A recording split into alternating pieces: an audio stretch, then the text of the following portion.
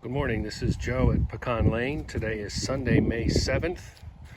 Just kind of want to go over a few things we've got going on here. Principally show the nursery here and then talk about our starting a grafting.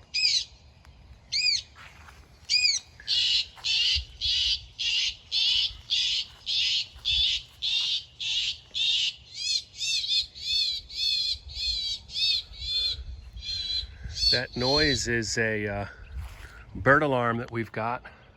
We use it for pecans to keep crows and blue jays away. But far off here, I've got room for 50, probably 40 blueberry bushes alive. And we're playing some calls to keep predator birds away.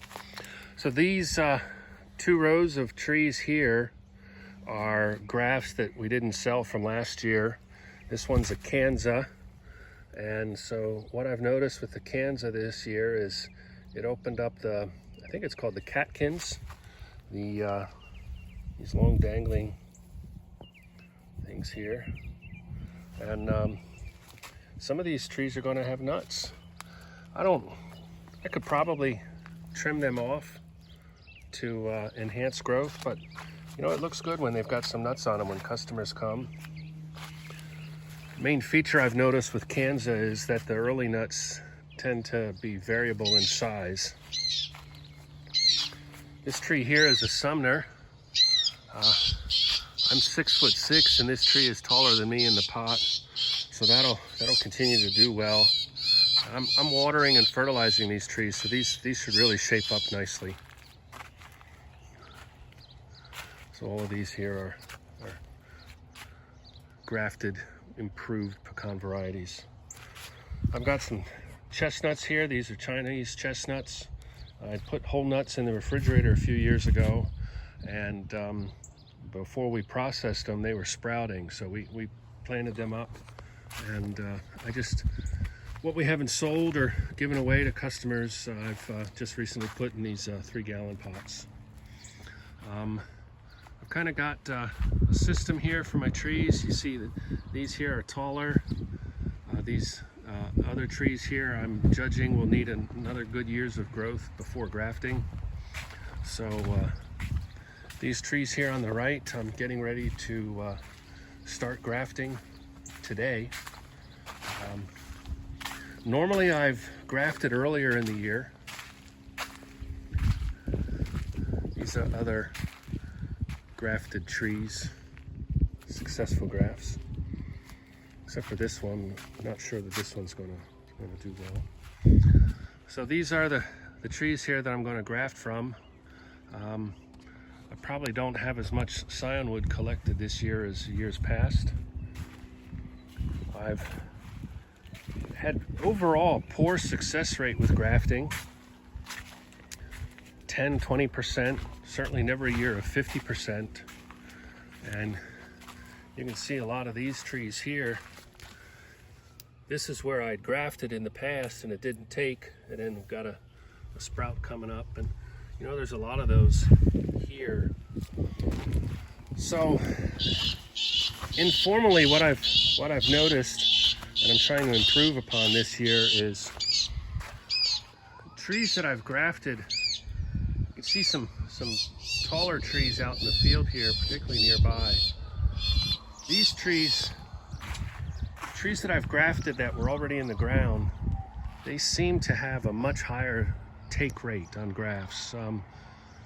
I haven't counted, but I'd say 70-80% of those have taken. That might be due to a few factors. Number one, they're in the ground, more natural. Perhaps they got better watering. Number two is I've tended to go out in the field here when I'm getting near end of grafting the trees in the buckets. I'm thinking of these trees as income and these trees as nuts. And much delayed income, and I'd kind of rather sell trees and get rid of some of this stock here than push too much for making nuts. So I've done them later in the season. So what I've done this year, instead of when first bark slip comes, I've waited to graft until today. We've got lots and lots of growth. Most of our nights in the 40s should be gone. We do have a 48 or a 49 coming up this week, but nighttime temperatures are nice. And so whatever shock there might be from cold temperatures, I'll probably hopefully be better prepared for. I'm also taking a kind of a overboard approach to things. So I use two different methods of grafting. You can see here, this is a failed inlay bark graft. Same thing here, failed inlay bark graft. And typically what I would do is I'd wrap it with a film and then tin foil. And what I did before last year was I put some shellac on the top part to seal in moisture. This year I'm going to do all those same things, but I'm also going to wrap a plastic bag around these moisture critical areas. The other style of grafting that I do is a 4-flat banana graft. So you can kind of tell here where the bark from the base came up, and you can find more information on these. I can't easily hold the phone while doing a graft, but that's another example of a successful 4-flat graft. Now, William Reed of Northern Pecan Blogspot, he's a pecan guy, retired scientist. He advocates for a 3-flap with his rationale that these buds move around the tree in thirds. So if you just kind of find where the buds are, you cut in 3, you be a little bit more natural. All right, so what my process here is number one, I've got a cooler of scion wood, and I checked the temperature. My scion wood temperatures were between 37 and 39 degrees in the refrigerator. Should not have frozen. I kept it in a temperature controlled room. Last year my refrigerator was in a garage and it might have frozen. So I'll pull out a scion wood, find a tree to graft it onto that is hopefully similar size caliper, or much larger caliper for the inlay bark grafting. I'm going to use clean shears, nice new blade to lop off the top. And then I've got a grafting knife that I'll trim things up with. Sometimes I use a brand new X-Acto blade, razor blade, and wrap a rubber band around the base if I'm doing a 4-flap.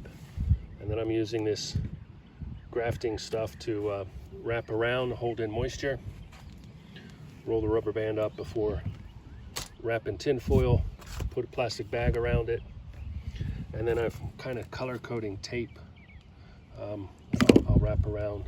And we use a stapler for the inlay bark graft. And this is my shellac that I'll cover the top with. So that's what I've got going on today. It's unfortunate when you graft that sometimes the scion wood, it starts to break without things healing, so it always looks like you're getting more success than you end up with.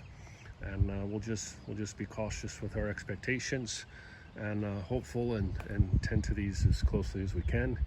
And hopefully we'll have lots of improved variety pecans available for your sale and future consumption. Thank you.